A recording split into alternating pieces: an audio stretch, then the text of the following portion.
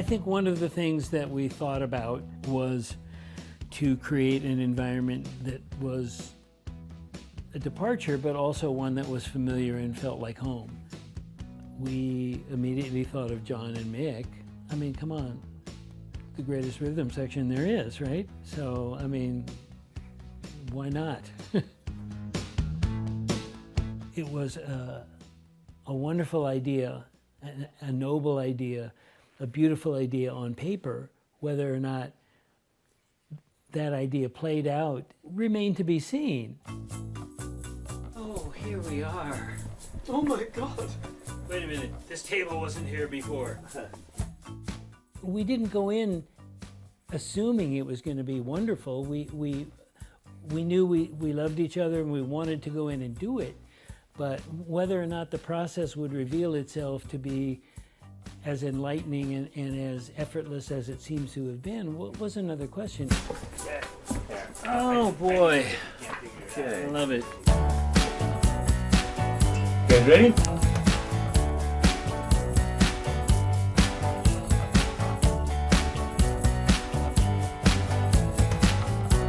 It sounds going to be I think it's going to be great.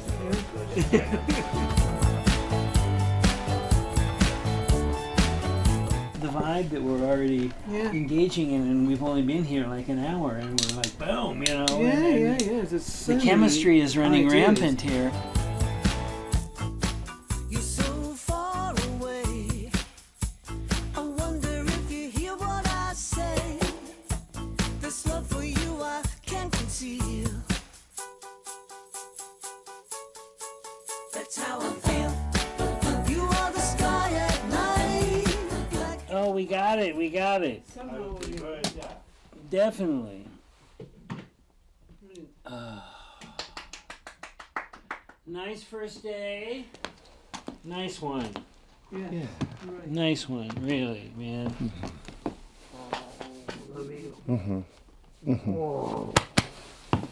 Yes. Madame, come here. Yes. Awesome, huh? Awesome. Awesome. Awesome. Awesome. Nice one. Yowza. Oh, Hello. We are here with Christine and Lindsey. Before we get started, how is everyone? This is the beginning of your release week. Exciting. I know, I'm slightly jet lagged, but I'm feeling it's great to be in New York. Brilliant. I want to go back to where this record really got started, when the first ideas were starting getting bounced around. There's a little bit of overlap, Christine, with when you returned to Fleetwood Mac. It sort of all started there, I suppose, really, because I've been sending Lindsey some demos, and my demos are just a piano, click machine, and me singing. So Lindsey does an awful lot of work in the production of my songs, because they transform amazingly. He played one version of his, of my song, and then played another one that was similar to mine, and I said, I like his better. So we started mainly like that as I came, was reintroduced into Fleetwood Mac. And it went from there, kind of. When you guys are sending ideas back and forth, are you thinking intentionally about a record or more just about a creative relationship and seeing what happens? no, not initially. It was a very pleasant surprise that Christine was reaching out to rejoin Fleetwood Mac in the first place. And I think the idea of her wanting to revisit and reestablish her creative world in terms of writing was just an added bonus. And I think it was all just part of helping to draw her back into something that she was familiar with and something that was a welcoming gesture. We really didn't think of it in terms of what it was going to be or what the outcome would be until about a week into having gone in the studio. And having realized how much fun it was. Oh, I mean, because as that clip beforehand said, there's no guarantee that we were going to have anything 15 years later to pick up on. And it was just very apparent that our dynamic creatively was better than ever. And so it did become sort of something we were somewhat protective over after a very short time, and started thinking of it as a duet album very early on. I'm curious, even at this point in your careers, what attracted you to the idea of a duets record? I mean, Christine, this is your first sort of recorded stuff out of retirement. Lindsey, you've hadn't worked with the rest of this band for a while in the actual studio. When this idea arrived, was it like a natural idea? Did you say, this is the perfect thing, I can't believe we haven't done this already? Well, it was that, exactly, that we hadn't. Although, I mean, I suppose through our careers, we have had a musical connection, although we haven't really written that many songs together per se. We have obviously worked together throughout our careers on the recordings of things. But Lindsey, you know, he takes a song and treats it like a painting, and he builds. He's very, very good at that. And so I think it was when we did the first 6 songs, at some point we shelved them because we did a long tour. Right. And then came back to them and thought, well, we should do something with this. Well, no, but again, early on, when we realized that we had something that was about the two of us, I think we did have this sort of epiphany and this moment of curiosity, thinking, gee, what took us so long to figure this one out? Right. I think a lot of people were hopefully agreeing. I mean, they were all very into it. The response has been enormous. What is it like, sort of, even at this point, to come back to such sort of fervor of excitement? Well, I'm thrilled to bits because you're funny. You're in a bubble, you know, when you're making that record. You don't quite know what's going to happen in the outside world. So, yeah, we're thrilled to bits. I am curious if there's one single song that started off this process, or the first one that you guys started sending together, where you were like, "This, we got to go further. We have to do more." No, I don't think so. The one that Christine mentioned is called "Feel About You," and that certainly was sort of emblematic of the idea that she would come in with something with perhaps a certain set of preconceptions attached to it, or a certain set of stylistic intentions, and that I would tend to undermine those. Hooks, you mean? For the good, hopefully, because, you know, but there was a kind of a give and take in terms of letting go of one thing and latching on to another, and I think that was actually quite also emblematic of the project as a whole. Oh, we're quite good at that, you know, Yes, passing sure, stuff over. yeah. You know. Is that your favorite part of your relationship? Is that a creative exercise? Like, what do you guys sort of get out of that emotionally, or either as artists? For me, it's purely about the enjoyment of working with someone I love and respect. I just love his guitar work, and I love his songs, and I love the way he builds a track. So, yeah, I mean, it's always been a pleasure working with him. I even want to identify, Christine, we've talked a couple of times now already about you coming back. When did you know that your break had been long enough, I guess, in some ways? I think I baked one cookie too many or something, I don't know. I just sort of, I don't know, when I first left, it was because of too much travel. I had developed a fear of flying, tons of things. And then eventually, after 15 years, I thought, well, I've got to do something about. I had done a little record in England, but I was so afraid to fly that I couldn't do anything to promote it. So one day, I decided to get a ticket to Maui to visit Mick. And he phoned me, as if these things, serendipity, it happens, he phoned me up. I said, I'm coming to England to do some promo for the existing Fleetwood Mac. Eventually, I flew back with him. I didn't even feel the plane leave. So I fly everywhere now. I love it. So that was the start of all that. Lindsey, what I found maybe most compelling is that you said your response to her wanting to come back was, you can't leave again. I guess I wonder where that strength of response sort of came from, or what that sort of like came up in you. Well, you know, Fleetwood Mac as a band has been through all sorts of changes. There was a time when I left and came back. You know, it has to some degree defined itself on the turmoil. Right. it's been part of the appeal, if you will. And I think I was being protective in that moment of the fact that Fleetwood Mac had, moved ahead as a four-piece for quite a long time, had made studio albums, had certainly prevailed in terms of touring effectively. So I did think it was a very circular karmic thing for her potentially to do, but I just wanted to have a conversation with her about making sure that it wasn't a whim of some kind, because in that context, there was certainly something very tangible to protect. Right. There was also something very tangible to be gained if she were willing to sign up for the long term, which of course she was. Forever. You're never leaving. I'm never A lot of people are leaving. very I'm happy not- to hear that. I want to talk a little bit about where you guys recorded. You returned to the Village Studios in Los Angeles, where famously Tusk was Yes, recorded. yeah. What was it like to sort of get back in that room with everyone? Well, that room was something that we spent Too long. some time. Well, not really, but we helped design that room.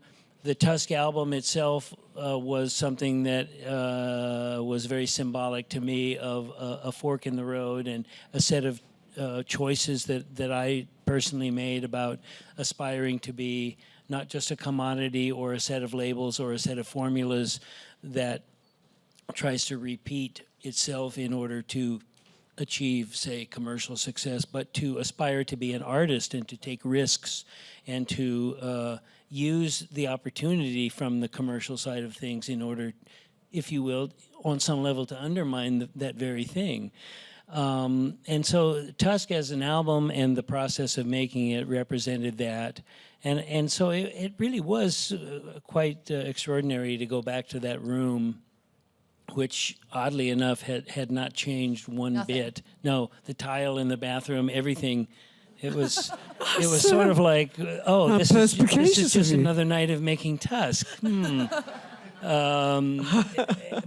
again, we had gotten John and Mick involved to play because there was a sense of history and there was a sense of comfort for Christine, and we thought being in an environment that we were all familiar with was going to also add something positive into the mix.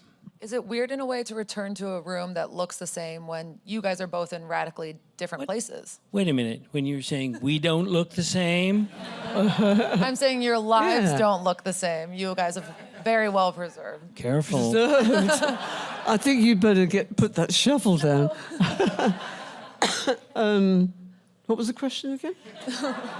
But I mean, now that you're going back, I mean, you have 3 children, like life is different. You guys have been through all of these different iterations as artists, as humans, and then to return, was there a lot of reflection in that way? Did you think about that? For me, no. I truly didn't. I just walked in. It was like being home in a recording sense of the word. I felt very comfortable there, and I just started to have fun and loosen up.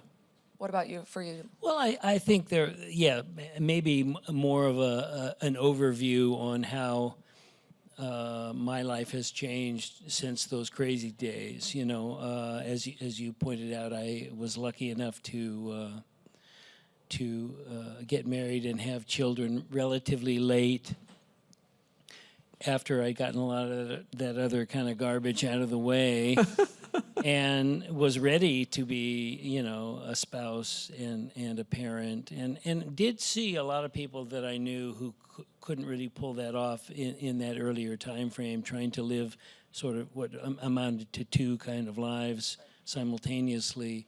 So yeah, I think it was there was a sense of irony, there was a sense of kind of bittersweetness to going back to a room which represented perhaps a different incarnation of oneself. Right.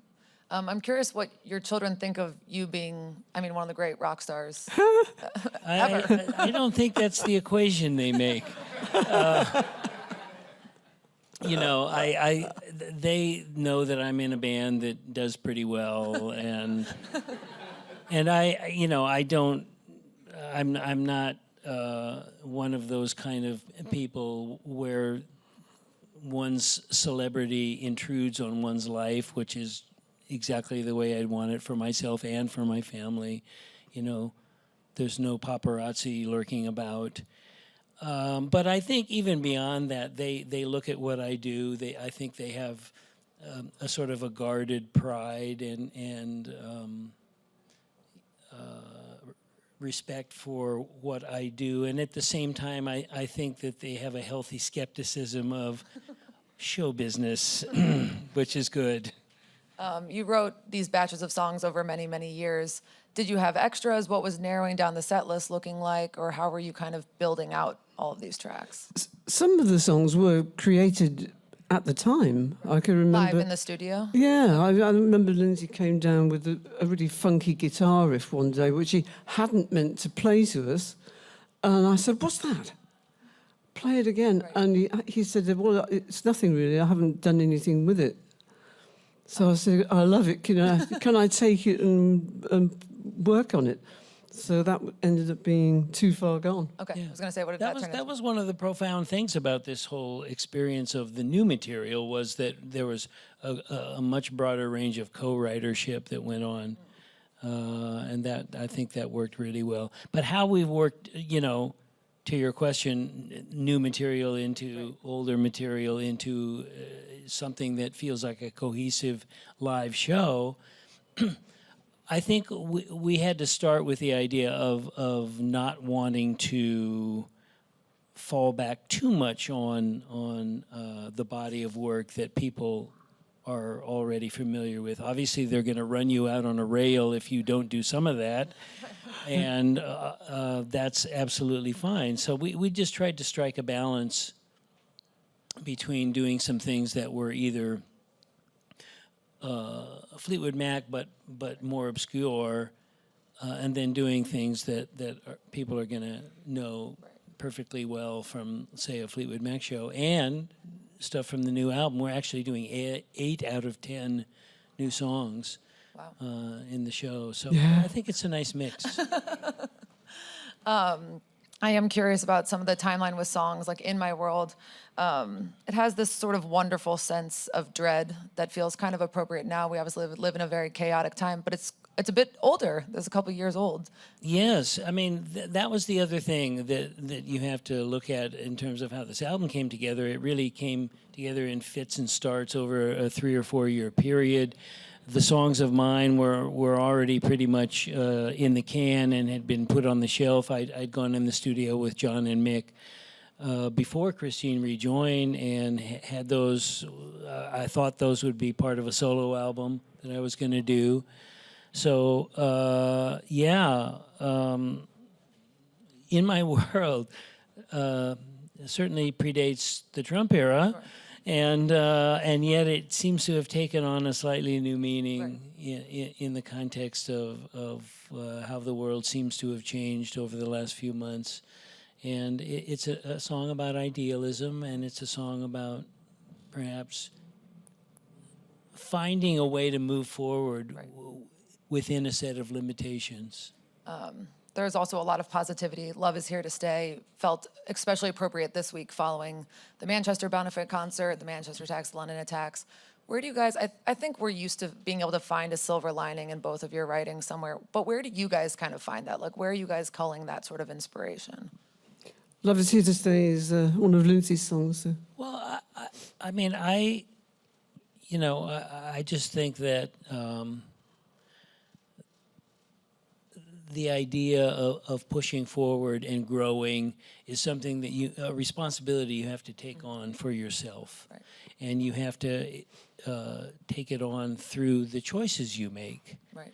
And so I think that applies to pretty much any situation, you know, whatever ill or good can be attributed to any situation, something as small as a single life or something as broad as the world. It's really down to the sum total the choices that have been made. Right.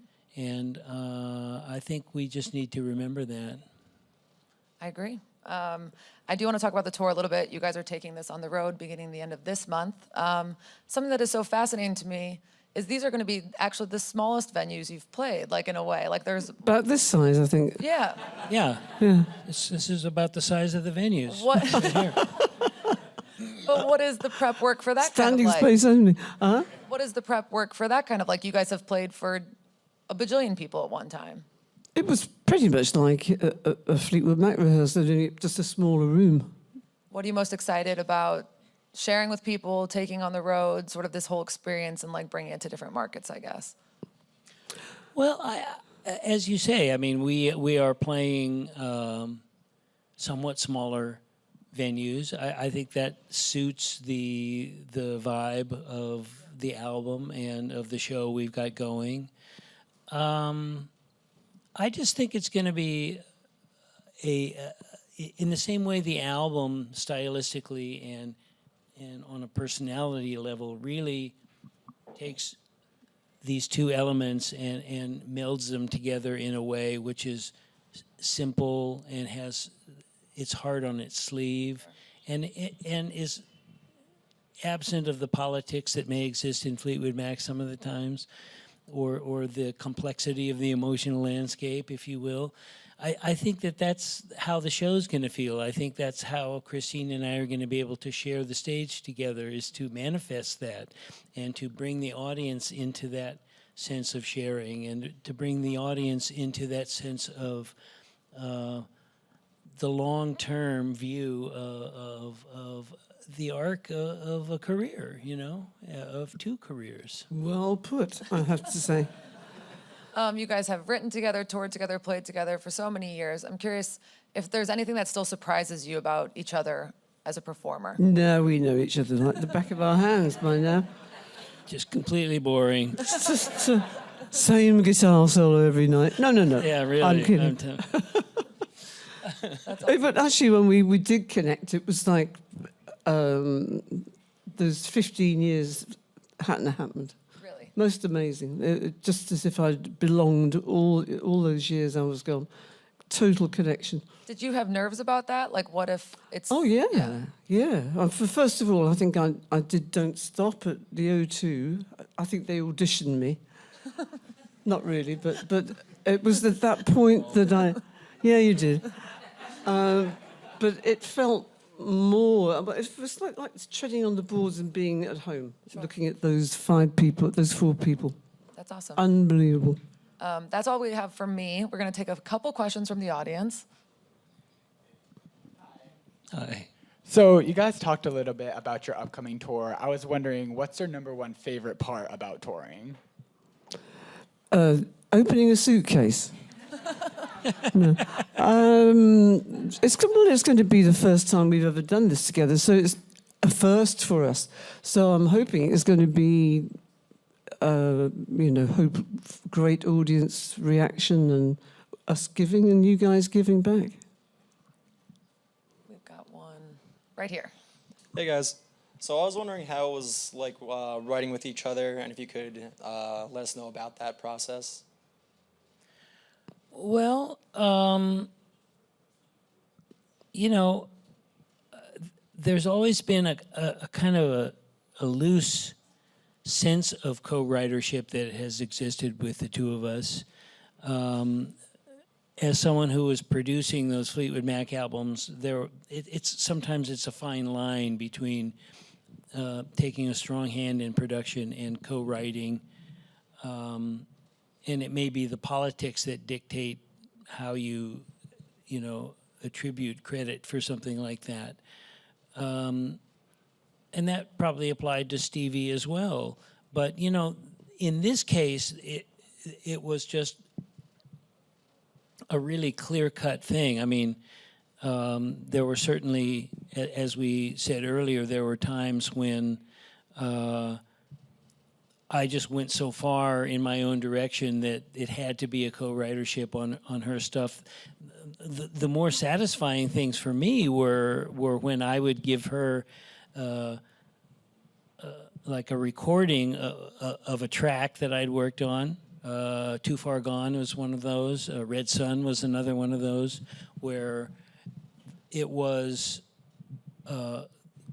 chord changes, it was arrangement, it was a basic blocking out of how the track would be played, and it was even a melody suggested on a guitar, as not sung with lyrics, but just as a lead guitar line. And she would take that and articulate it just beautifully, you know, with full-on lyrics and complete the picture with, you know, making it a beautiful rhythmic and melodic piece for voice. And so that was like true co-writership right there. And I hope we get to do more of that in the future. We don't actually sit in a room and write songs together, No. do we, really? We're not like Rodgers and Hammerstein. And then we have one final question. Hello. Hi. Hello. So throughout your solo career, and the many projects that you do, and your solo projects, how does all of that keep you stimulated to do more and push further in your music? You talking about my solo projects? Oh, sorry, both of you. But like, Well, I don't know. I mean, I can Driven. I've over the last 15. I think the last 15 years, I've done more solo work than I had ever done previous, and I think that, you know, you have to sort of, those projects are off to the left, and that they reach a smaller audience, but those are the things that allow you to keep growing. And if you're interested in being an artist, you've got to keep taking risks, and it's because of that. That's one of the reasons that when we came back together after 15 years, it was better than ever. She was on her individual journey on her terms. I was on my individual journey on my terms, and that added up to something greater. So that's something to aspire for and something to protect. You guys, thank you so much for being here. The album is out Friday. All tour dates are on the website. Thank you.